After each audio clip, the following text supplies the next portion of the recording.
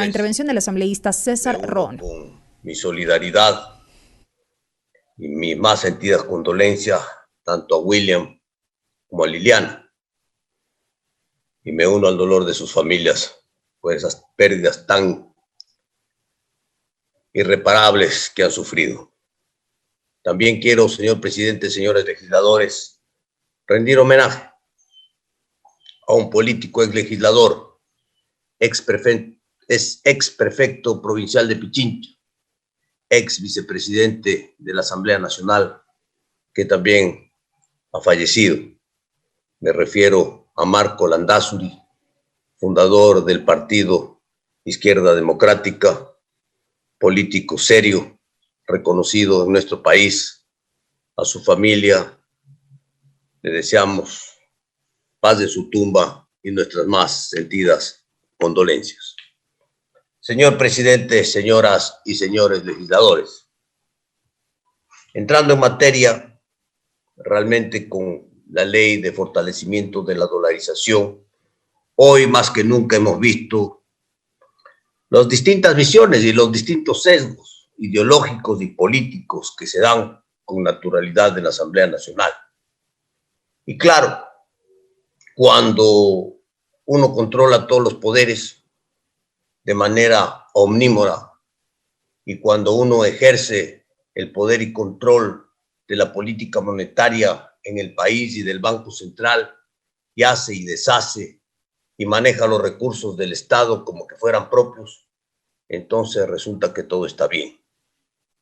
Pero hoy justamente estamos para evitar eso, para evitar el abuso de poder, para evitar los desafueros del poder y para que la política monetaria y la política financiera del país se lleven, sí, con autonomía.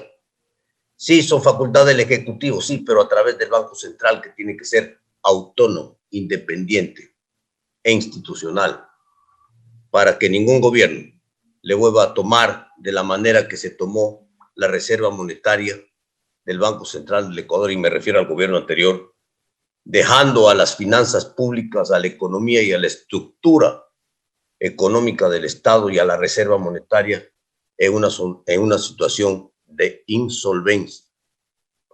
Los activos y pasivos monetarios, señor presidente, señores legisladores, tienen que tener un equilibrio. Son monetarios, activos y pasivos monetarios de exigibilidad inmediata. Y eso se dejó de cumplir hace muchos años, cuando se tomaron esos 7,000 millones de la reserva monetaria.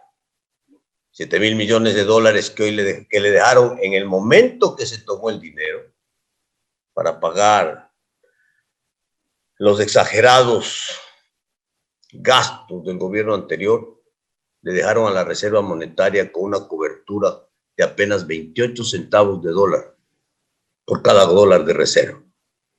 Una decisión irresponsable, por decirlo menos. El día de hoy la reserva se ha recuperado. Ya lo dijo el asambleísta Cronfeld el día de ayer. Se ha recuperado a niveles de 40, 50 centavos de dólar por cada dólar que se necesita para cubrir la reserva. Es decir, estamos que apenas en el 50%. ¿Qué significa eso? ¿Qué significa eso? Que si necesitaríamos de esa liquidez inmediata que debe tener la estructura de la reserva monetaria del país, el Ecuador solo puede pagar la mitad, 50 centavos de cada dólar, nada más. Y entonces, ¿por qué fortalecer la dolarización? ¿Por qué fortalecer la institucionalidad? ¿Por qué fortalecer al Banco Central? Para que no vuelva a ocurrir esto, para que ningún gobierno se crea dueña de la plata ajena, para que ningún gobierno toque la plata de la reserva monetaria, para que ningún gobierno toque el dinero de la reserva y haga fiesta con la plata ajena, dejando en una situación crítica al país. El Ecuador no tiene reservas, el Ecuador no tiene ahorro interno. Es una vergüenza y es una pena lo que ocurre en el Ecuador. Y voy a poner el ejemplo de un país vecino, de Bolivia, que tiene una reserva de 25,000 millones de dólares, de un excedente de reserva de 25,000 millones de dólares.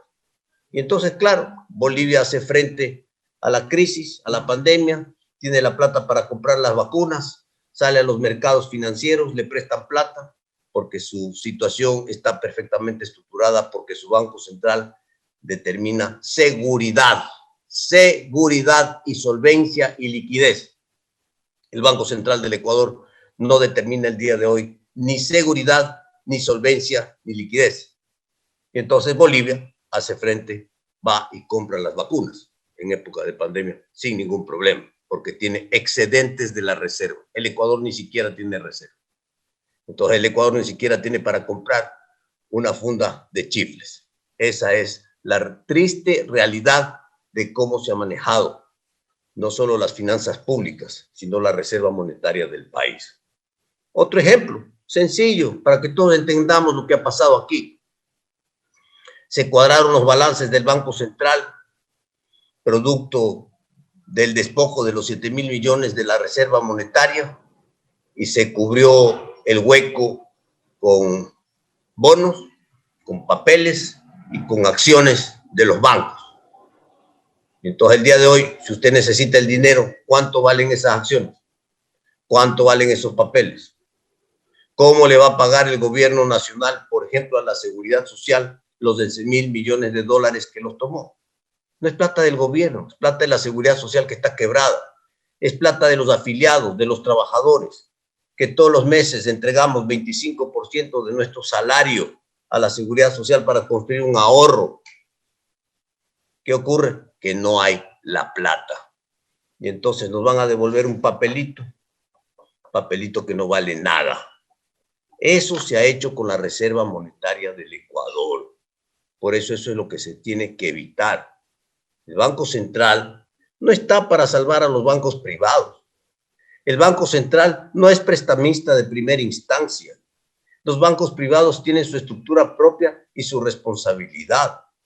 Los bancos privados tienen sus propias reservas para hacer frente a los problemas de liquidez que otrora se dieron en el país en la crisis financiera del año 1999.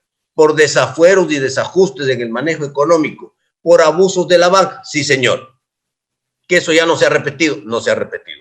Que la banca ha sido manejada técnicamente y profesionalmente el día de hoy, sí señor. Que se ha fortalecido, sí señor.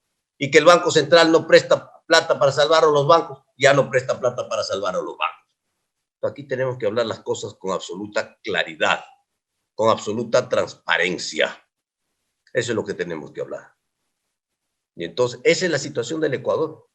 Un país que no tiene reservas, un país que no tiene ahorro interno, un país que necesita fortalecer la dolarización a través de la institucionalidad del Banco Central del Ecuador, a través del fortalecimiento del Banco Central del Ecuador, a través de la autonomía del Banco Central del Ecuador para defender la dolarización, para que no le vuelvan a meter la mano al bolsillo al Banco Central del Ecuador y a la plata de los ecuatorianos. Aquí se dicen muchas cosas, pero muchas cosas se las dicen al revés.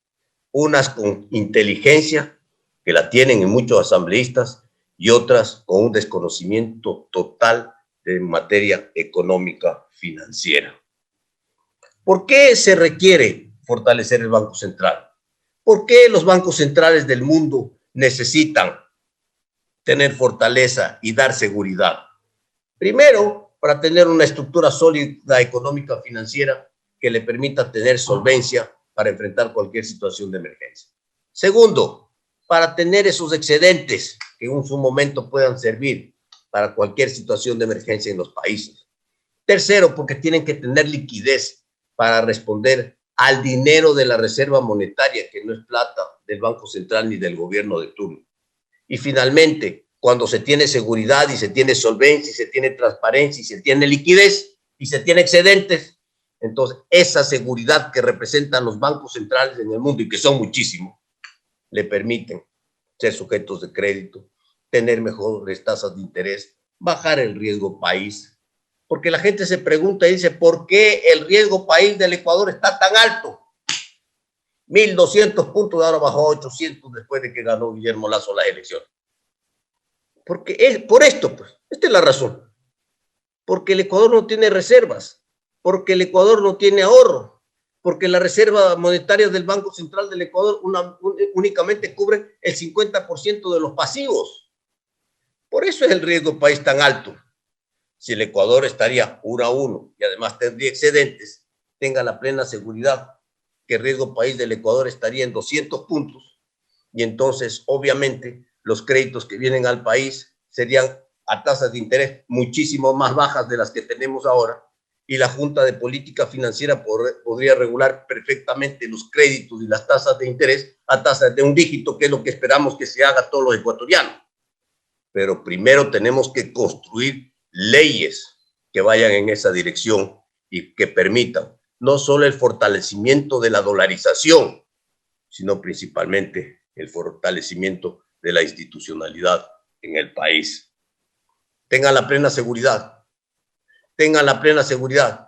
que el momento que el Ecuador adopta medidas técnicas, económicas, financieras, como las que se están planteando en esta ley de dolarización, con el advenimiento del nuevo gobierno, que empieza a dar señales de credibilidad y de confianza en el mundo, sin duda, a través del tiempo lograremos llegar a estos estándares que permitirán mejores condiciones de vida de todos los ecuatorianos, acceso al crédito de todos los ecuatorianos, a tasas de interés de un dígito, no por el abuso, no por esto, no por el otro, no por la razón o la sin razón. Esta es la razón. Porque hubo un gobierno que tomó 7.000 millones de dólares de la reserva y tomó 11.000 millones del Seguro Social, y entonces le dejó al Ecuador sin reserva y sin ahorro interno. Y entonces por eso el Ecuador es castigado en los mercados internacionales, por eso el Ecuador no tiene liquidez, por eso el Ecuador no tiene solvencia y por eso el Ecuador no tiene seguridades. Eso es lo que queremos cambiar el día de hoy con esta ley de dolarización. Esto es lo que queremos cambiar en el Ecuador, que se permita que esta reserva monetaria sea sólida, sea solvente, sea líquida y sea de exigibilidad inmediata. Señores legisladores, al Banco Central del Ecuador no le van a volver a cuadrar los balances ni le van a pagar lo que le deben con activos que no sean activos monetarios. No le van a volver a pagar al Banco Central del Ecuador con papeles, con bonos, con acciones, con terrenos, ni con edificios. No, señor, esa no es función del Banco Central del Ecuador. Al Banco Central del Ecuador le sacaron 7.000 millones de dólares en billetes.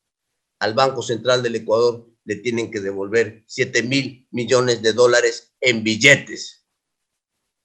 Así que esa es la situación. Aquí, muy alegremente, cuadraron las cifras con eso, con papeles, con bonos, con acciones, con terrenos y con edificios que hoy no cuadran, que hoy no representan los 7.000 millones de dólares que despojaron al Banco Central del Ecuador para cumplir con los excesos y con los abusos del poder. Eso se tiene que determinar. Eso se terminó hoy, porque hoy vamos a apoyar la ley de la dolarización, porque apoyamos al Ecuador, porque apoyamos una nueva estructura económica financiera del Estado, porque queremos un banco central sólido, solvente, líquido, porque queremos que en el tiempo se construya esa liquidez y esa seguridad que tiene que brindar el Banco Central del Ecuador a los ecuatorianos, a su economía.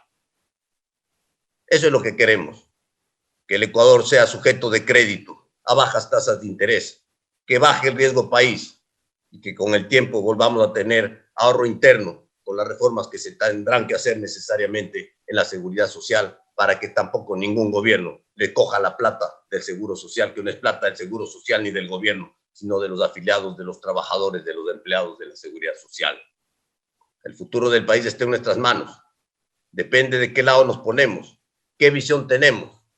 Nosotros no tenemos la visión socialista. Nosotros no tenemos la visión del estatismo. Nosotros no tenemos la visión del Estado obeso. Nosotros no tenemos la visión del abuso de poder, donde el presidente de la República quiera hacer lo que quiera en desmedro de la voluntad de los ecuatorianos y en desmedro de la estabilidad económica financiera del Ecuador. La dolarización se sostiene con medidas como esta, de transparencia. La dolarización se sostiene con producción, con trabajo, con exportaciones.